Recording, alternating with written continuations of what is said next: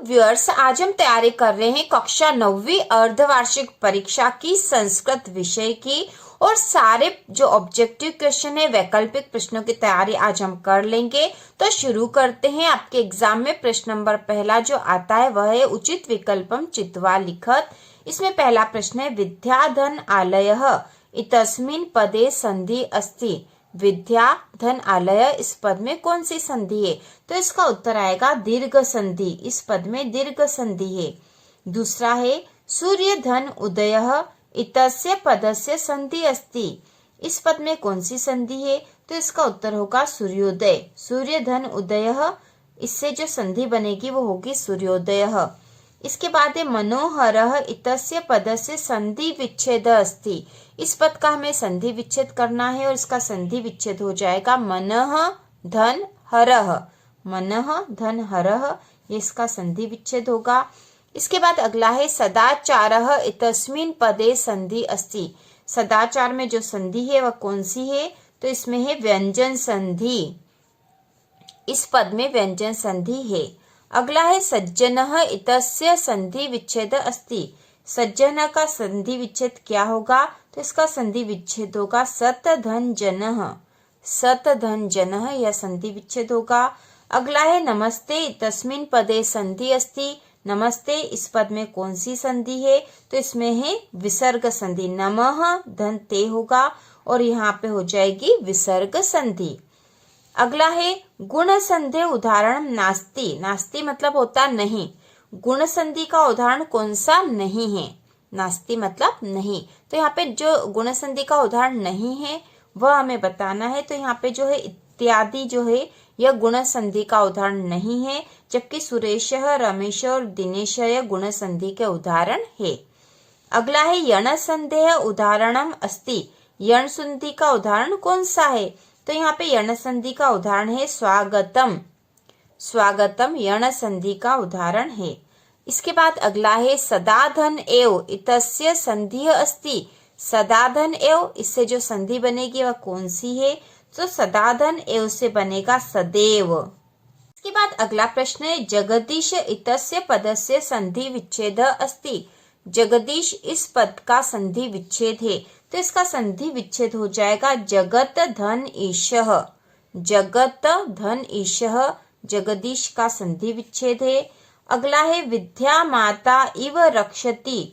अस्मिन् वाक्ये अव्यय पदम अस्ति। विद्या माता इव रक्षति अस्मिन् वाक्ये अव्यय पदम अस्ति। तो इस पद में अव्यय पद कौन सा है यह हमें बताना है। तो इसमें अव्यय है इव।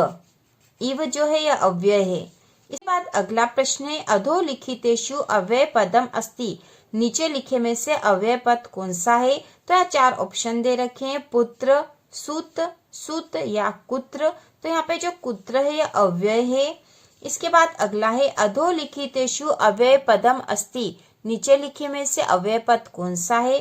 तो यहाँ है यदा, पता, सुता या गच्छति। तो यहाँ पे अव्यय है यदा। इसके बाद अगला है अधोलिखितेषु अव्यय पदम नास्ति। नास्ति मतलब नहीं। तो जो अव्यय पद नहीं है वह हमें बताना है। तो यहाँ दे रखे अपि, इव, नद्या, गएव। तो यहाँ पे जो नद्या है अव्यय नहीं है, बाकी तीनों अव्यय है। इसके बाद अगला है अधोलिखितेषु अव्यय पदम नास्ति। तो यहाँ पे भी जो अव्यय नहीं है वही हमें बताना है, जो अव्यय नहीं है, क्योंकि नास्ति लिखा है।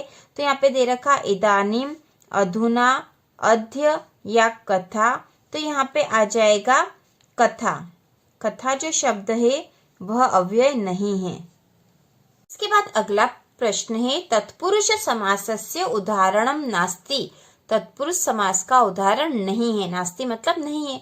तो यह 4 ऑप्शन में से हमें यह बताना है कि इनमें से तत्पुरुष समास का उदाहरण कौन सा नहीं है। भूत बलिः, नीलोत्पलम, कृष्णाश्रितः या बाण भट्ट। तो यहाँ जो नीलोत्पलम है यह तत्पुरुष समास का उदाहरण नहीं है। इसके बाद है यथाशक्ति तस्मिन् पदे समास अस्ति। यथाशक्ति, इस पद में कौन सा समास है? तो यथाशक्ति पद में समास है अव्यवी भाव समास। अगला है कर्मधारय समासस्य उदाहरणम नास्ति। कर्मधारय समास का उदाहरण नहीं है। तो तो जो उदाहरण नहीं है वह हमें बताना है।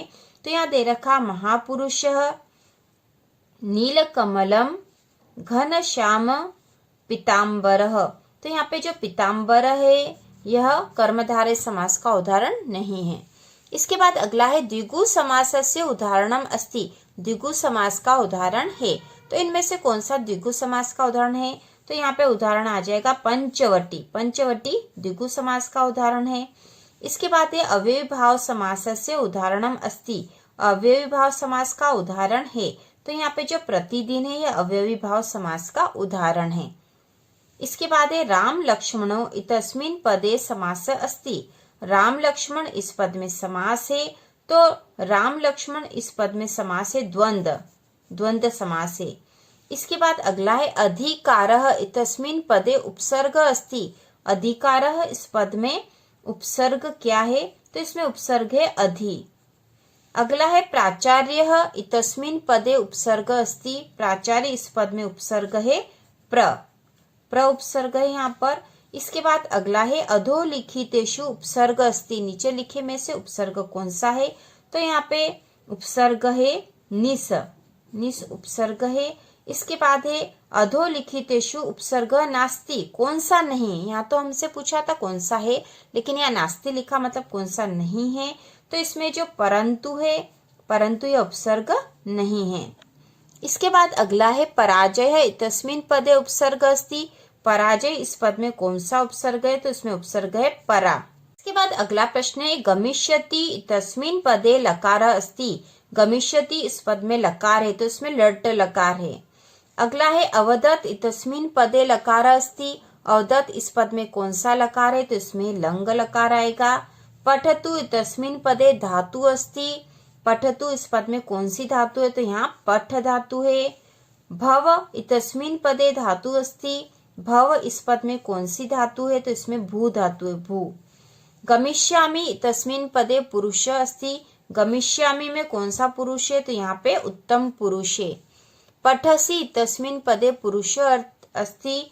पठसि इस पद में मध्य पुरुष है। इसके बाद अगला है वदिष्यन्ति। वदिष्यन्ति इतस्मिन् पदे वचनम अस्ति।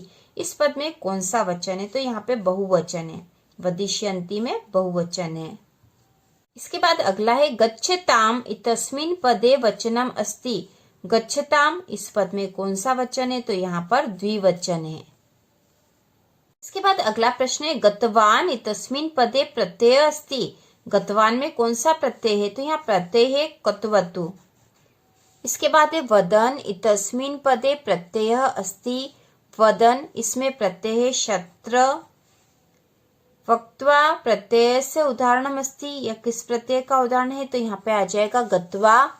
गुणवान इतस्मिन् पदे प्रत्यय अस्ति। गुणवान में प्रत्यय है मतुप। बाला इतस्मिन् पदे प्रत्यय अस्ति। बाला इस पद में कौन सा प्रत्यय है? तो इसमें टाप प्रत्यय है। और अनियर प्रत्यय से उदाहरणम अस्ति। अनियर में जो अनियर जो प्रत्यय का उदाहरण है वह है पठनीयः। तो इस प्रकार हमने संस्कृत के ऑब्जेक्टिव क्वेश्चन के सभी इंपॉर्टेंट क्वेश्चन कर लिए हैं। और इसके पहले हमने संस्कृत का जो वायरल पेपर है वह भी देख लिया था। यदि आपने नहीं देखा हो तो चैनल की प्लेलिस्ट में देख लीजिए। इसके बाद हम आगे के भी महत्वपूर्ण प्रश्न करेंगे। तो इसी प्रकार के और वीडियो देखने के लिए कक्षा 9वीं की संपूर्ण तैयारी के लिए चैनल को सब्सक्राइब कीजिए।